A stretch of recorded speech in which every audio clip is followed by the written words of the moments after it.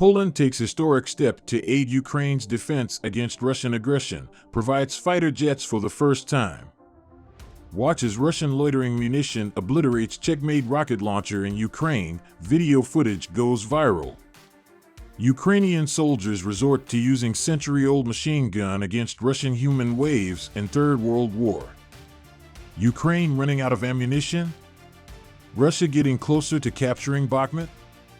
Let's answer on these questions in this video.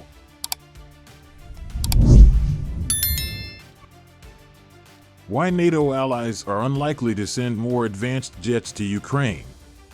In a noteworthy escalation of military assistance to Ukraine from a NATO member since the Russian invasion, the Polish president, Andrzej Duda, announced on Thursday that he would be the first leader from the security alliance to provide fighter jets to Kyiv. Duda declared that Ukraine would receive 4 MiG-29 fighters in the upcoming days. He further noted that the remaining fighters are being serviced and would be handed over successively. Although 4 may seem like a small number, it represents a momentous step from a year ago when NATO members providing sophisticated lethal support to Ukraine was unimaginable. It comes as no surprise that Poland has taken this step. The country is deeply concerned about Russian expansionism and has experienced Russian aggression throughout history.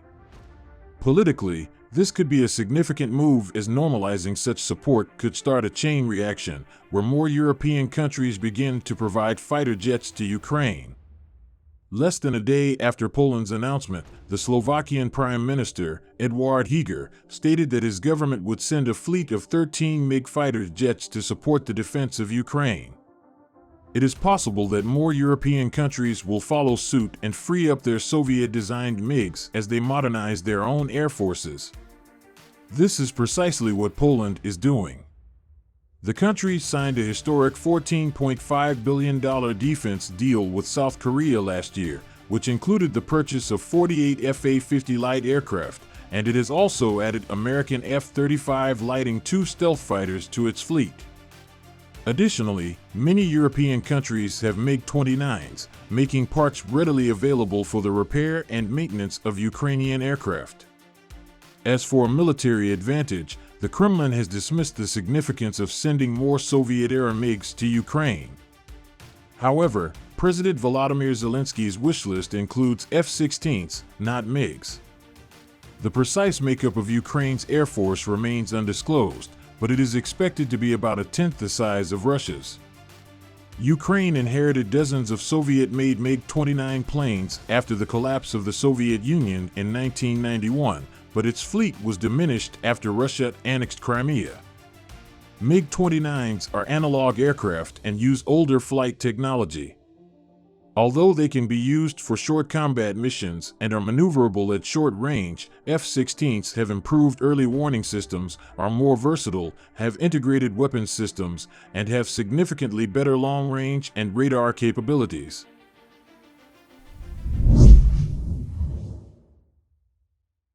Russian drone destroys Ukrainian rocket system. The Defense Ministry has shared a video clip of a RM-70 multiple rocket launcher made in Czechoslovakia being struck and destroyed by a Russian loitering munition on Saturday. According to the Russian Defense Ministry, the combat vehicle was discovered in the Avdiivka direction in the Special Military Operations Zone by unmanned aerial vehicle crews. Subsequently, it was destroyed by a high-precision loitering munition known as Lancet, which is frequently used to eliminate Ukrainian troops' military equipment, including artillery pieces, tanks, armored vehicles, and air defense systems.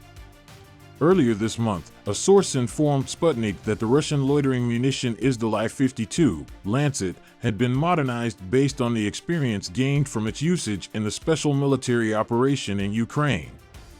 The drone's basic version has been considerably upgraded and now has a more powerful warhead, a new optoelectronic guidance system, and a control system with new software.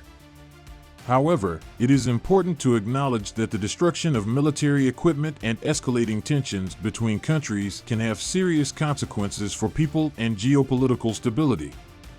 It is always important to prioritize peaceful dialogue and resolution of conflicts.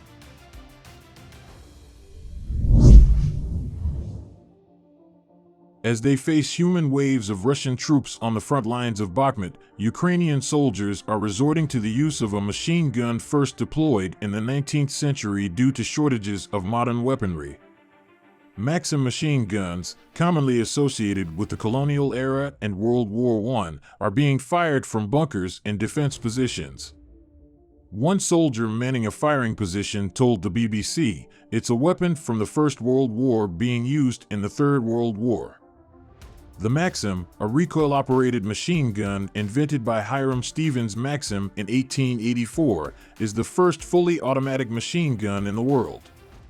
It is water-cooled and able to sustain its rate of fire for longer periods than air-cooled guns, firing at a rate of 600 rounds per minute.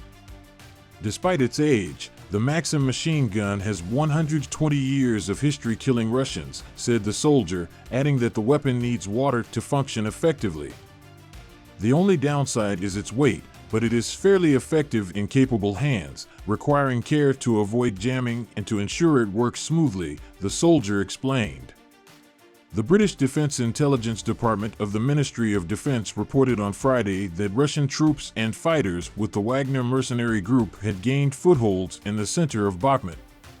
In recent weeks, the Bakhmutka River has served as the front line, with Ukrainian forces defending its west. Russian forces are pushing the enemy simultaneously in the northern and southern parts of the city, and street battles are taking place in the industrial zone and near the industrial college, according to Rybar, a Russian military blogger.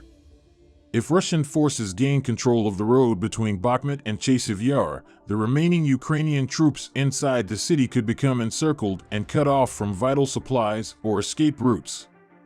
However, the Telegraph could not verify these claims. Across the front line, Russian attacks have slowed to their lowest levels in weeks due to shortages of ammunition, manpower, and equipment. Colonel Alexei Dmytrashkivsky, a spokesman for Ukrainian forces in the south of the country around Kherson, reported that daily Russian ground attacks had decreased from around 100 to around 30. Despite the high casualty rate, Ukrainian President Volodymyr Zelensky decided to continue supporting the defense of the city and build up a combined arms force of tanks, infantry, and other military capabilities to conduct a counteroffensive once the ground dries out. Soldiers like Nazar, 29, from the 10th Separate Mountain Assault Brigade, continue to fight in the same place for weeks, with no heroic feats, trapped in swamps, shelling, and death. "We are on the defensive while people are dying," he said.